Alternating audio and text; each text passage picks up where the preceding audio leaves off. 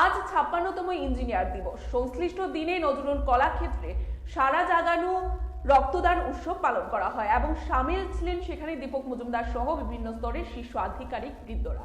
৫৬তম engineer দিবস উদযাপন উপলক্ষে গোটা রাজ্যব্যাপী আজ ইঞ্জিনিয়ারদের উদ্যোগে বিভিন্ন প্রকারের কর্মসূচি গ্রহণ করা হচ্ছে। এরই অঙ্গ হিসাবে নজরুল কলাক্ষেত্রে আজ এক রক্তদান শিবিরের আয়োজন করা হয়।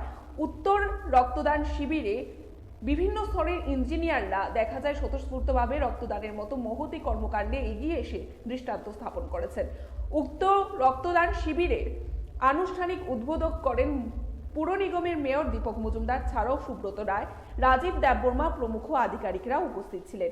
নিজের প্রতিক্রিয়ায় দীপক মজুমদার দাবি করেন, রাজ্যের সমস্ত প্রকারের সরকারি উন্নয়নমূলক কাজগুলোকে এগিয়ে নিয়ে যাওয়ার প্রশ্নে ইঞ্জিনিয়ারদের ভূমিকা সর্বজন বিদিত এবং দেখা যায় ইঞ্জিনিয়ার দিবসে দীপক মজুমদার সংশ্লিষ্ট ইঞ্জিনিয়ারেরা যাতে আগামী দিনে আরো বেশি করে আন্তরিকতার সাথে কাজ করেন সে ব্যাপারে আবেদন রাখেন। পাশাপাশি আজকে এভাবে রক্তদানের মতো মহতি কর্মকাণ্ডে সমাধা করায় ইঞ্জিনিয়ারদের প্রতি কৃতজ্ঞতা জ্ঞাপন করেন পুর নিগমের মেয়র দীপক মজুমদার।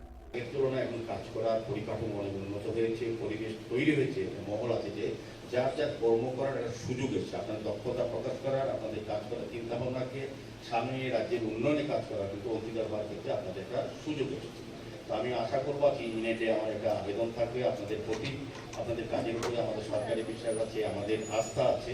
আপনারা আরও সরকারি সমস্ত কর্মসূচিগুলি আপনাদের মাধ্যমে আরও সুন্দরভাবে মানুষ